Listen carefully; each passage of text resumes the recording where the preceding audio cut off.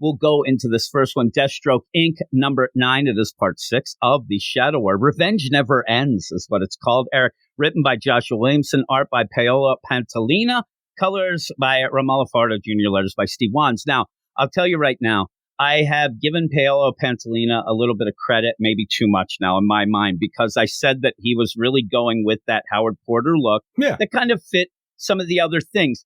In this, there are some things that really drove me nuts with his art, including when we get to him, I believe Clown Hunter might be 93 years old. He looks just ancient, and even what is the that way called? the Progeria? Deathstroke deal. Yeah, I mean, it really threw me off. Like, this is supposed to be a little kid, and you're stressing in the story that it's just a young kid who's, just trying to do some things, and yet it looks like my grandfather who died like 30 years ago. That all you can see is his nose and lips. How does this look like your grandfather? Did your grandfather wear a mask the entire nose time? And like lips. grandpa? Look at the panel. I'm just looking right now where you end up where they're looking on the screen. Yeah. And, at the same. That is an old man right there as Clown Hunter. You know what? The mask has worked. You'd never imagine that was a child under that mask. Identity saved.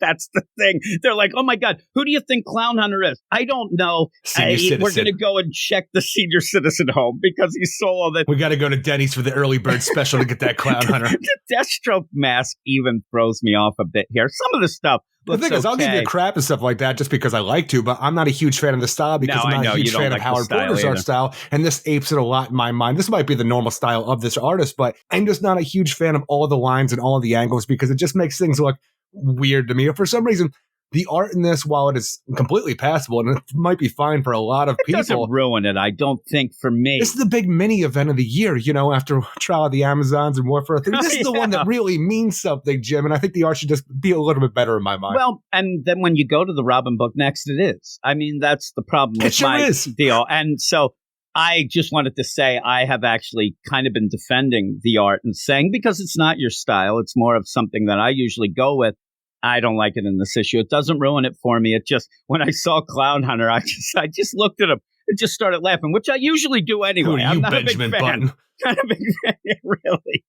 Is he a reverse Benjamin Button? So you end up here where you start the issue, and the big play is, oh my God, Respawn's dead. Now, we talked about this. I'm going to start shooting. I'm going to start shooting my horn now, Eric. And it's not just that I said last issue that he was dead. What I want to toot my horn about is about 3 issues or so ago when you had Deathstroke really going over the top. Boy. I love my boy. This is my new boy. We started joking that they were going to call him Special G, which is funny because it's mentioned in here that he's upset that he didn't get to name him Special G, Eric. His name's Clay Slade. I'm sorry, Clay Wilson. So I said then that there's no way. Respawn's dying. This way that this is set up, and I don't know if I'm in tune with Joshua Williamson lately or whatever, but I said he's going to die. And then we see him jump in front, and we had the debate of whether he's dead or not.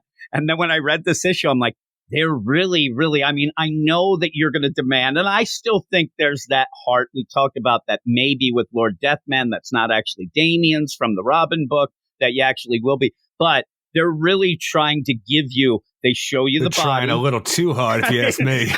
They show you the body. So right there is one of those tropes, right? Then they mention the healing factors. Even with his minuscule healing factor, he would never be able to survive this. He was dead before you brought him to me. The funny thing about that is what really cracks me up is actually the thing, the healing factor is working against us. I'm like, you're really pushing that he is dead as a door now. Now, the only thing that I'll tell you that I agree with you is that, Dr. Crime here, I don't trust this guy with them glasses. He's a rock star. I said to you beforehand, the idea that a doctor comes out and he has star glasses on, sunglasses type deal, whatever, and he says, your boy's dead, we can't bring him back. I want another opinion. What the opinion I want is, doctor, take off those stupid glasses and act normal. Crime Doctor even says, even if you took him to some fancy place where surgeons aren't wearing rock star sunglasses, he'd already be dead. Now, he says this. Now, with all of the setup, at this point in time, what's Dr. Crime got to lose here? Because he still thinks he's going to get paid at this point in time. There's no reason to give Slade bad news. That's the real crime. Unless he's working for somebody else. Or, here's the play here. I mean, other things. Maybe we can start to, finagle some theories going on here anyway, that it's a weird play here where usually you would say, well, throw him in the Lazarus pit. I mean, you can tell me all the fanciness up, but the Lazarus pit is off. We don't know what's wrong with it. So I don't know if this doesn't end with Slade just not knowing that it's off, not that, and then throws Respawn in, and then we really get some. Now Dead is definitely better, and we'll find out some things from that. I'm not sure. Slade's pissed. I mean, he's like, I'm going to kill you right now. Just for the bad news. He's killing the messenger, Eric. Well, even at this point in time, the idea of, Respawn being dead, who I still want to go with the idea that his name would be Clay Wilson. But the idea, though, it's never going to be Special Grant. Special G. But the idea, though, it's like, okay, all bets are off. Talia al Ghul and our goddamn ninjas killed my boy. For up to this point, we have had Slade on the run with Respawn and even Ravager and stuff like that. We've had the Batman Incorporated going and babysitting the rest of the secret society of supervillains, the whole Deathstroke Inc. squad, because the ninjas are after them. Batman doesn't want anybody to die until he defuses the situation and find out who actually killed Ra's al Ghul.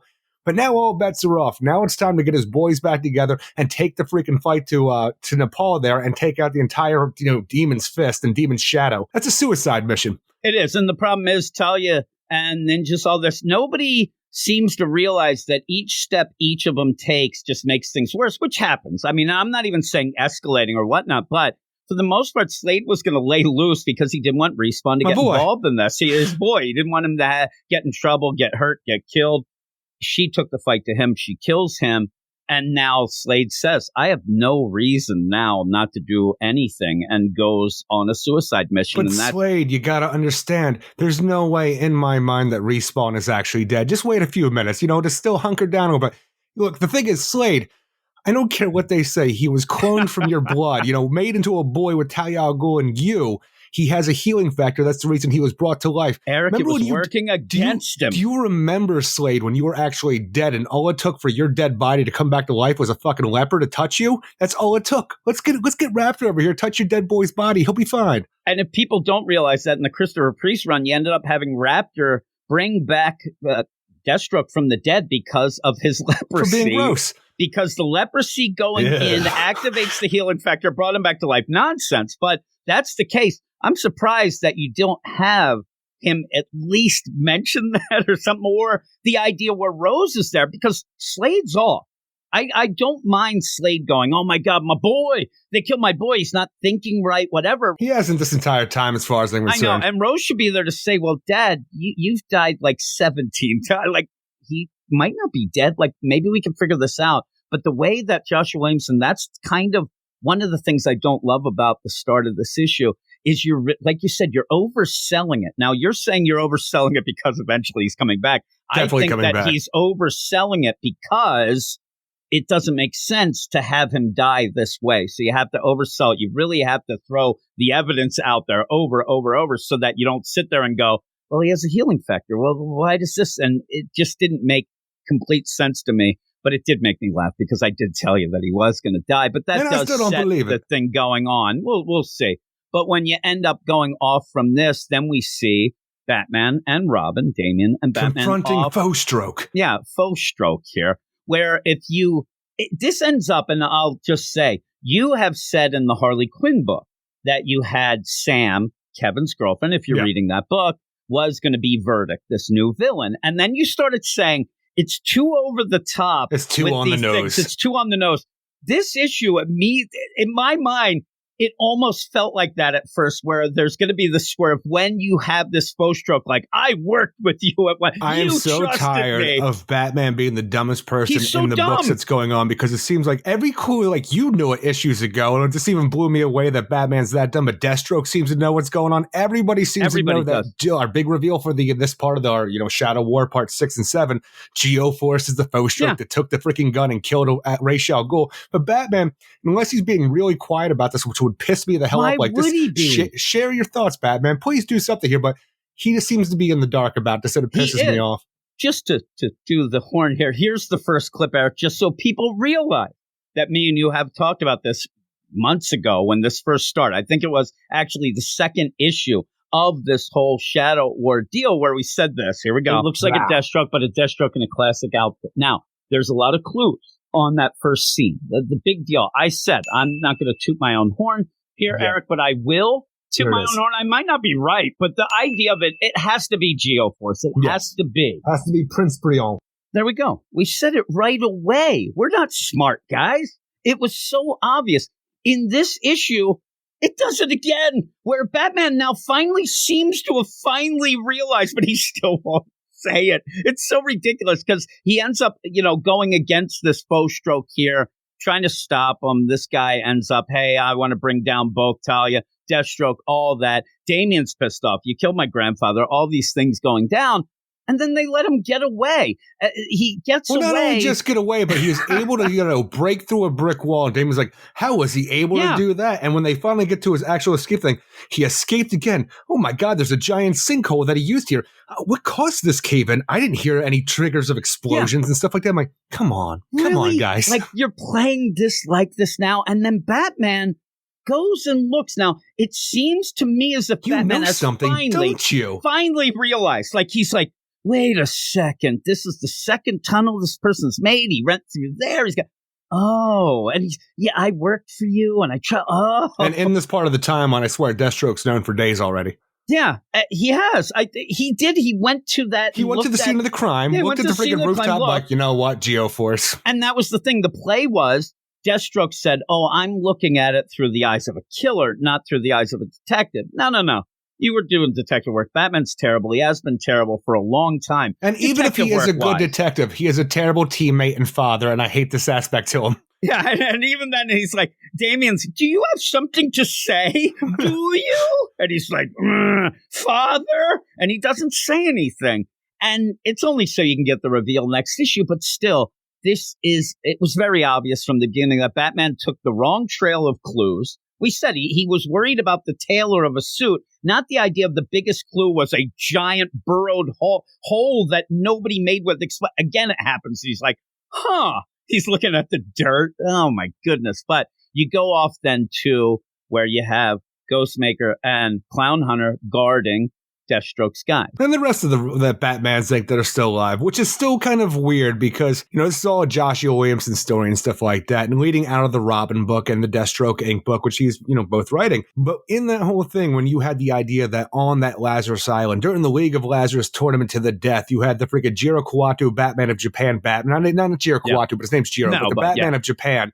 In that tournament, at the end of the whole thing, when Talia finally showed up, it's like, all right, everybody, you're joining the freaking League of Shadows or you're going to die. And that seemed like a thing that was happening until Raptor was, pursued by the League of Shadows itself. And then here you have the Batman of Japan with the rest of the Batman Inc. like he should be. But I want to know that story about how he got from League of Lazarus to this to make sure that he's being protecting the secret society from the League of Shadows, which he should be a part of now if he's still alive.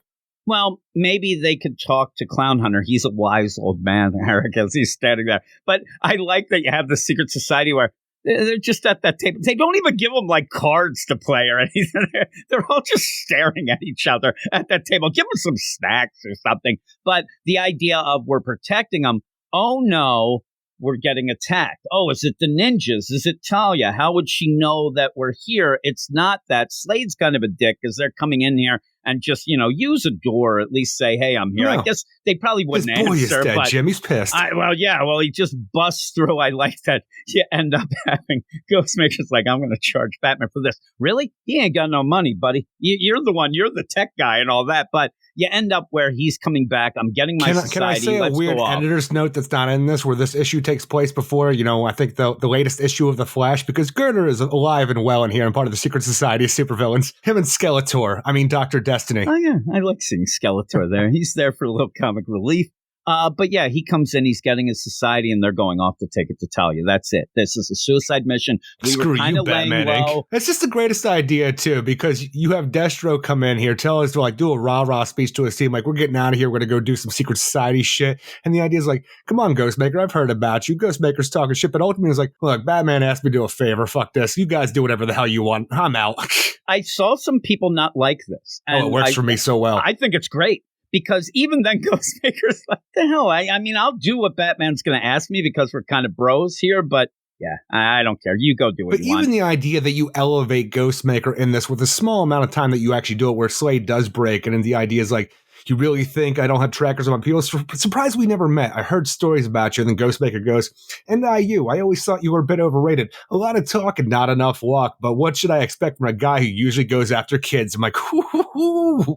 That's pretty vicious. And I mean, if you were going to set up what is going to be a Geoforce trigger, and that might even kind of give you a little hint to get towards that, though we don't have that here. But he ends up saying that, and really he's there because he says, they took my boy. I love the idea that Deathstroke thinks that Clown Hunter is that close this to your Ghostmaker. Like, I'm going to take your boy now. I swear that I thought Ghostmaker was going to leave just then. Like, really? That's my boy? Like, I'm out of here. He does feel bad, though. I mean, in the way, Ghostmaker is one of those guys we have had it being verified. The guy has no empathy or feelings. No, he's a psychopath. He's a psychopath, but I think that he does have a little loyalty to Clown Hunter and has maybe got a little affinity to him. So, Joshua Williamson doesn't play it up too much, which is good. I mean, he's not like, he does lay it down, but he lays down his thing saying, yeah, Batman would be like, it's all Batman. Like, I promised him this, I promised him that. Well, not even that. The idea that for some reason Ghostmaker believes that if he allows this to happen, Batman would cross the line. And in my mind, it's almost a thing where Ghostmaker does enjoy where he is right now. He might not want like Clown Hunter dead because the idea it's not that he cares about him or has empathy for him,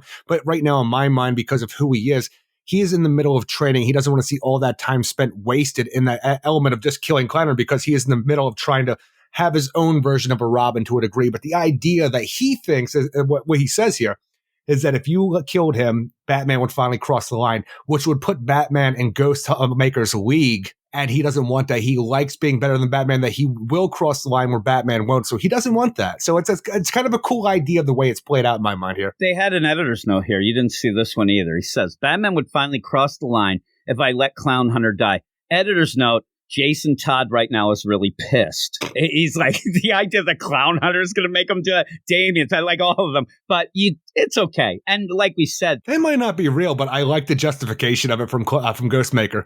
I actually really love when he just says, screw it. I'm just doing this as a favor. And I mean, you have to remember, and that's where things get a little convoluted. And even the things that I saw that people were talking about this, I think they're losing track of the idea that Deathstroke really is just coming and getting his own guy. And stealing a Batplane. Right? And yeah, but it's not Talia coming and saying, I'm going to capture them. This is his team. These are the guys. They're there to be protected from Talia so that everything goes. He's here to get his team. Because he needs cattle fodder. Yeah, and at the end, Ghostmaker's probably just like, he doesn't care. If you want to get your team, get your team. If you die, that's on you. I'm just here to protect them while you were away. You're back, go. He does end up stealing the plane and blowing up the building. I'm like, really, Deathstroke, you jerk.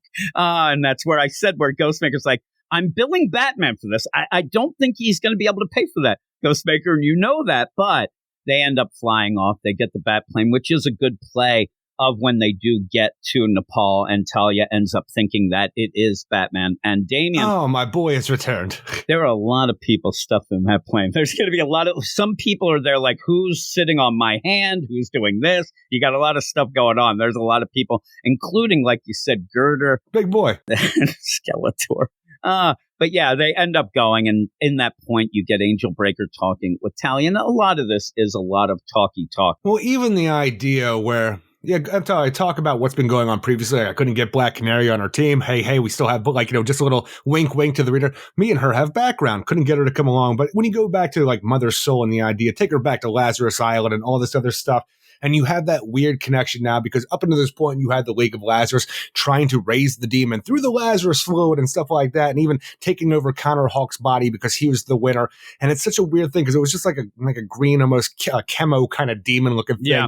But now the idea is like, you don't understand. Ra's al Ghul dying, that's part of the prophecy, Talia. And now that he's dead, the true demon will turn. Nezha will rise. And I'm like, the fuck out of here. You're trying to tie in the world's finest Nezha to this because for anything I've seen so far from the flashback story of the world's finest with Batman and Dick Grayson Robin, it doesn't tie into anything with the Lazarus freaking pits or anything that we've seen so far or any kind of goddamn prophecy. No, and then, once you throw this prophecy out there, and that kind of throws me off. It does throw me off. I don't understand. Did we already destroy the initial prophecy on Lazarus Island when we stopped Connor Hawk from being the host of the demon? It kind of just ended, though, and that's the thing. Me and you really do like the Robin book, and the Lazarus tournament itself, that really didn't play out very well. And people now retroactively start talking about that book as if it failed nowhere. Like everything was spot on. Great. There were a lot of things that weren't explained or whatnot. And then when you throw this in here, I just thought that it was unnecessary. You don't need to do that. Maybe this is what goes off. And the Robin book is going to end in a couple more issues. Maybe that's how you tie it up. Is it going to end? Or whatnot. Well, I don't know. They haven't announced if anybody's taking it up. Because I know Joshua Williamson's off the book, but I don't know if it's going to end. I don't know that they end up continuing it without him, especially because the next month Batman and Robin comes out from Mark Waid, which continues the story. So I don't know if the Robin book ends up going. I didn't even know if you were aware of that book coming out. Is it going to come out with like Batman and Robin, but have Robin legacy numbers? No, maybe. I don't know. But it is a Batman and Robin book by Mark Waid. And when you read, I thought, okay, is this going to tie? It looks like it ties into all of this stuff. Crazy. So it looks like that's going to be the deal. It's like a mini event, they call it, though. So we'll see. That's we'll what see I call what's this. going on.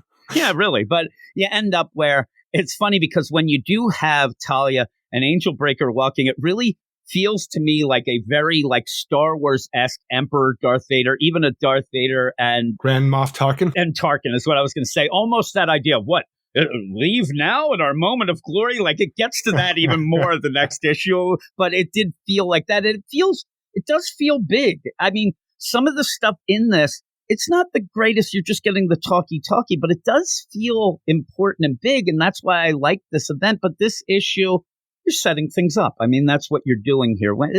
This happens a lot when you have two issues in the same week of an event sort of like this. And we've had this before, where the first issue, more of the setup, and then you get the big reveals in the second, the way that they play that out. So I don't mind this issue. What are you talking about? Respawn is revealed to be dead here, Jim, I mean, supposedly. Yeah, I think that was like the deal of everyone's like, all right, Respawn. Me and you seem to be the biggest fans of Respawn out there. And the thing is, I hated him initially when he first came out, but when we tied it into Slade and Talia, going back to the whole Deathstroke versus Batman arc in the Deathstroke book, with the idea that Damian Wayne thought that maybe Deathstroke was his actual father, and the tie into that and what it means, because in a world where you have the demon's head here, the entire League of Assassins, like, we need to continue our lineage. We need the best male suitor for Talia al Ghul.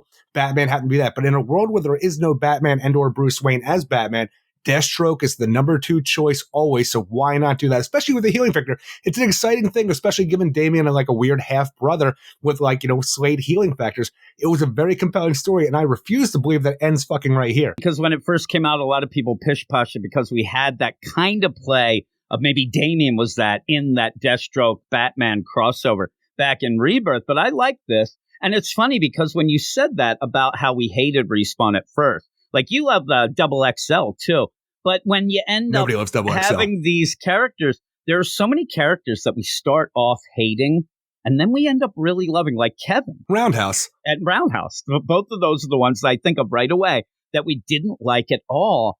And we grew to love him. And then when that happens, it really does make like a special bond. I almost felt the same way with Jaime Reyes because I was a Ted Cord freaking, stan at the first, and then Ted Cord died as Blue Beetle. And then you're like, oh, here's a new Blue Beetle. I'm like, over my dead body. Started reading, I'm like, I love this kid so much. A lot of people even play that with Damian. A lot of people still hate Damian, but a lot of people, you hated him at first. I hated him for years until the New 52. Yep, the Posse deal ended up making you love him. And then you're like, when you realize how great the characters are, it just gives you that special bond. It is a shame. And I'm with Deathstroke because I needed that special G name being said. But I wanted him to get a name. I really did.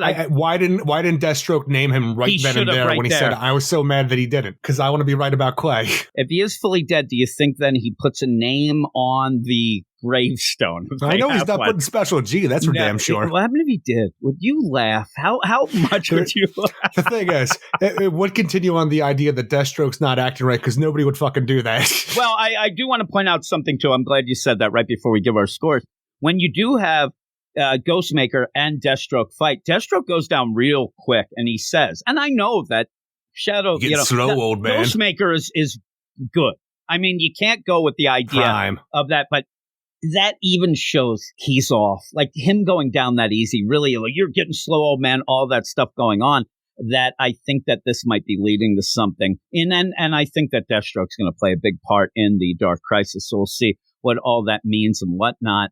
But that's it. He wants to bring back the multiverse to get his Respawn back so he could name him. That'd be the best there. But what would you give? I think this is a bit of a down issue. I'm not a fan of the art style in it, and just the idea that our entire thing is pretty much based on the concept of, when the only feels I got from it was, oh my God, Clay Wilson is dead and he never got a freaking name. But the thing going past that, it's like, okay, everything we've done right now where the Batman Inc. was put together to protect the secret society, yeah, we're just going to go and do that real quick in this issue and then take the fight to them, even though it's the opposite of what we're doing previously. So it's just like a weird reversal of what we were previously doing. And we just got to, to the demon's, the demon's shadow, shadow. Yeah. And now we're just going to take the fight to Ra's al Ghul while Batman and Robin are just doing bullshit because we're all yelling at him, it's Geoforce, stop acting stupid. So I'm not a huge fan of this issue. I do like the progression because of where we're going, but 6.3 out of 10. Yeah, I'm a 7 out of 10. I'm just a basic 7. I agree, though. The problem with this is the idea that, again, Batman doesn't know what's going on. He never does. And if he does, he's being a dick about it. And that's the thing. I wish that you had this play because, again, Deathstroke could be off just because of the idea of having a son back again, whatnot. He was off before that. You could have played a little, though, with Batman going in with, he's a little off because Damian's with him. But Batman's just terrible. He can't figure anything out. He's behind everybody. Deathstroke's figured this out already. Even when you start the series off with the idea, oh my God, is Batman and Robin back together again?